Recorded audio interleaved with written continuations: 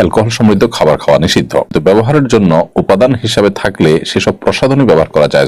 রুমের সাথে বাথরুম আছে, জানার বিষয় হলো রুমে কেউ নামাজ পড়া অবস্থায় থাকলে সেই বাথরুম ব্যবহার করা যাবে কিনা। ব্যাংক থেকে পাওয়া সুদ কোথায় দিতে হবে। আমি ভারত থেকে বলছি, পড়াশোনার ক্ষেত্রে সব থেকে ফলপ্রসূ আমলের কথা বলবেন। ওয়াসওয়াসা থেকে মুক্তি পাওয়ার জন্য কি কি দোয়া ও আমল করতে পারি। তাহলে আর বিলম্ব না করে চলুন আমরা প্রশ্ন উত্তর দেওয়ার পালায় প্রবেশ করি। হামিদ নাফিস দীপ্ত আপনি লিখেছেন, রুমের সাথে বাথরুম আছে, জানার বিষয় হলো রুমে কেউ নামাজ পড়া অবস্থায় থাকলে সেই বাথরুম ব্যবহার করা যাবে কিনা। কোনো অসুবিধা নেই, কেউ যদি রুমে নামাজ পড়ছেন ওই অবস্থায় আপনি বাথরুম ব্যবহার করতে পারেন।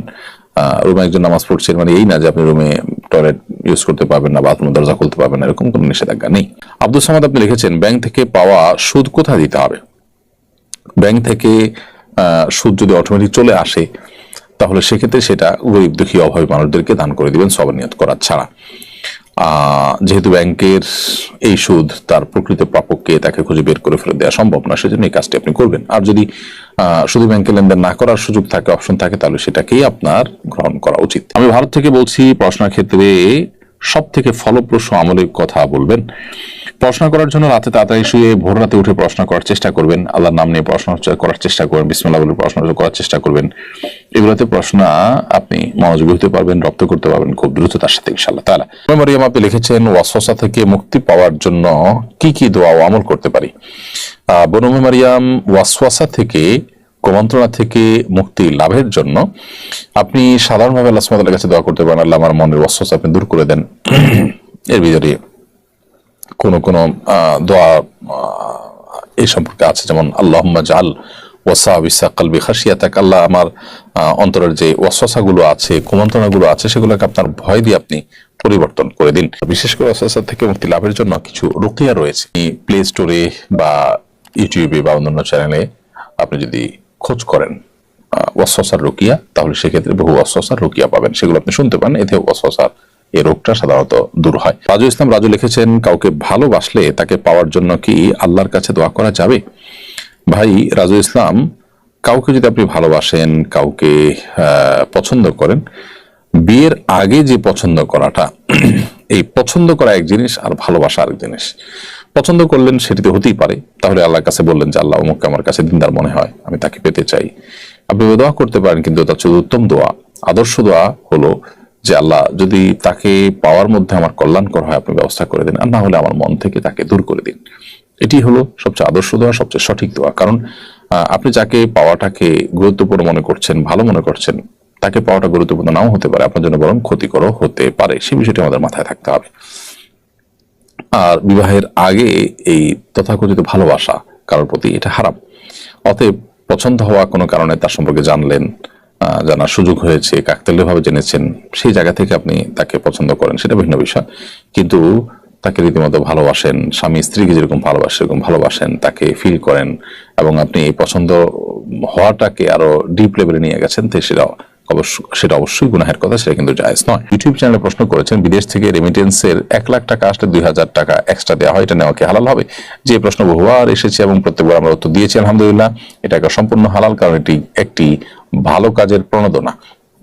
আপনি ব্যাংকিং চ্যানেলে টাকা পাঠালে সেজন্য আপনাকে প্রণোদনা দেওয়া হচ্ছে, আপনাকে উৎসাহ দেওয়া হচ্ছে, সেই উৎসাহ দেওয়াটা নাজায়েজ নয়, এবং সেটার সুবিধা গ্রহণ করাও আপনার জন্য হারাম কিংবা নাজায়েজ হবে না। আশরাফুল আহমেদ আপনি লিখেছেন, সিগারেট খেয়ে নামাজে গেলে নামাজ হবে কিনা। ভাই আশরাফুল, আপনি ধূমপান করেছেন, অবশ্যই সেটা একটি অপরাধ, গুনাহের কথা। আবার সেটা খেয়ে পান করে আপনি যদি নামাজে যান, তাহলে সেক্ষেত্রে মুখের যে দুর্গন্ধ আছে, সেই দুর্গন্ধে কোনো মানুষ ক্ষতিগ্রস্ত হতে পারে, সেই জন্য কোনো মানুষের কষ্ট হতে পারে, সেই জন্য এটি নাজায়েজ কথা। অর্থাৎ আপনি ধূমপান করলেন, ধূমপান করে মসজিদে মুসল্লিদের কষ্টের কারণ হলে সেটি গুনাহের কথা। কিন্তু সেই সাথে আপনাকে এও মাথায় রাখতে হবে, যদি আপনি ধূমপান করেন এবং ধূমপান করার পর মসজিদে গিয়ে নামাজ পড়েন, তাহলে সেক্ষেত্রে নামাজটা হয়ে যাবে। তবে এই ক্ষেত্রে আপনার যেটা করা উচিত সেটা হলো যে ধূমপান তো ছেড়ে দেওয়া উচিত। ধূমপান করাটাই তো গুনাহের কথা, আপনি সেটা ছাড়তে পারছেন না আপাতত, তাহলে সেক্ষেত্রে নামাজ ত্যাগ করবেন না। নামাজ আপনাকে ঠিকই পড়তে হবে, তবে নামাজের আগে মসজিদে যখন যাবেন বিশেষ করে বা নামাজ দাঁড়াবেন, তখন আপনি মুখ ভালো করে পরিষ্কার করে অন্তত দুর্গন্ধ দূর করার উদ্যোগ নিয়ে তারপর নামাজ যাবেন, মসজিদে যাবেন। জনি আপনি লিখেছেন, আমার এক বন্ধু অতি তাড়াতাড়ি নামাজ পড়ে, এটা কতটুকু ঠিক? ধীরে ধীরে নামাজ আদায়ের কথা বললে সে বলে সূরা শেষ হলেই তো হলো। তাড়াহুড়া করে নামাজ পড়া একেবারেই অনুচিত কাজ। নামাজের অত্যন্ত গুরুত্বপূর্ণ একটা পার্ট হলো ধীরস্থিরতা। ধীরস্থিরতা, এটাকে তাড়াহুড়ার সাথে নামাজ না পড়ে ধীরস্থিরতার সাথে, ইতমিনানের সাথে, প্রশান্ত চিত্তে আস্তে আস্তে নামাজের সমস্ত রকমগুলোকে সঠিকভাবে পালন করা, এটাকে আরবের উলামায়ে কেরাম, হাম্বলী মাযহাবের উলামায়ে কেরাম ফরজ বলেছেন, হানাফি মাযহাবের উলামায়ে কেরাম ওয়াজিব বলেছেন। সেজন্য তাড়াহুড়া করে নামাজ পড়া উচিত নয়। তিনি যদি বলেন যে সূরা শেষ হলেই তো হলো, তো সূরা তাড়াহুড়া করে শেষ করা আর ধীরে ধীরে শেষ করা তো এক নয়। প্রথমত কখনো কখনো অতিরিক্ত তাড়াহুড়ার কারণে নামাজ হবেই না। দ্বিতীয়ত হলো যে কখনো কখনো তাড়াহুড়া যদি আপনার খুব বেশি না হয়, তাহলে সেক্ষেত্রে আপনার নামাজের কোয়ালিটি নষ্ট হবে। আপনি কারোর প্রশংসা করছেন, প্রশংসা করতে গিয়ে যদি আপনি অনেক বেশি হুলস্থুল করেন, অনেক বেশি তাড়াহুড়া করেন, নিশ্চয়ই তিনি সেটাকে ভালোভাবে নেবেন না। তো আল্লাহর ক্ষেত্রে কিভাবে আপনি আশা করেন? নবী করিম সাল্লাল্লাহু আলাইহি সাল্লাম বলেছেন, সবচেয়ে নিকৃষ্ট চোর হলো যে নামাজ চুরি করে। আর নামাজের মধ্যে চুরির ব্যাখ্যা দিতে গিয়ে তিনি বলেছেন যে ব্যক্তি নামাজ তাড়াহুড়ো করে। অতএব তাড়াহুড়া যতটি সীমা ছাড়িয়ে যায়, যে যতটুকু দেরি করা দরকার ততটুকু না করেন, তাহলে তো নামাজই হবে না।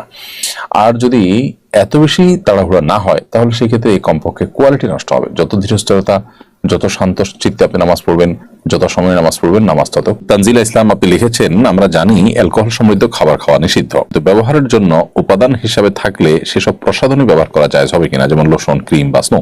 আমরা যে সমস্ত প্রসাধনী ব্যবহার করি, এই প্রসাধনীগুলোতে অনেক প্রসাধনীতে হারাম উপাদান রয়েছে, যেগুলো ব্যবহার করা আমাদের জন্য জায়েজ নয়। ইহুদিদের যে সমস্ত প্রতিষ্ঠানগুলো আছে, এই প্রতিষ্ঠানগুলোর ভিতরে সবচেয়ে বেশি প্রতিষ্ঠান হলো আপনার এই প্রসাধনী রিলেটেড, তাদের মালিকানাধীন প্রতিষ্ঠানগুলো আপনি যদি গুগলে সার্চ করেন দেখবেন যে প্রসাধনীর ব্যাপারে তাদের আগ্রহ অনেক বেশি এবং ইনভেস্টমেন্ট অনেক বেশি। এখানে হারাম উপাদান খুব সূক্ষ্মভাবে মেশানো হয়।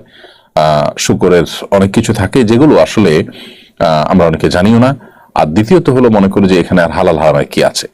আরেকটা বিষয় হলো যে এগুলোর সাথে আমাদের আসলে মনস্তত্ত্বের একটা গভীর সম্পর্ক আছে এই প্রসাধনীর।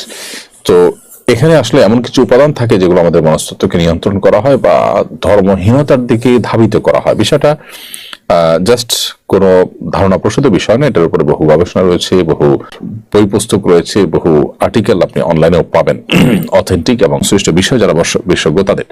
তো যাই হোক, এই কারণে আমাদের এই প্রসাধনীগুলোকে ব্যবহার করতে সতর্ক থাকতে হবে। অ্যালকোহলের বিষয়ে আপনি যেটা জানতে চেয়েছেন সুনির্দিষ্ট করে, সেটার উত্তর আমরা বলতে চাই, অ্যালকোহল কিছু আছে জাস্ট কেমিক্যাল টাইপ, এটা আসলে খাবারের জন্য নয়।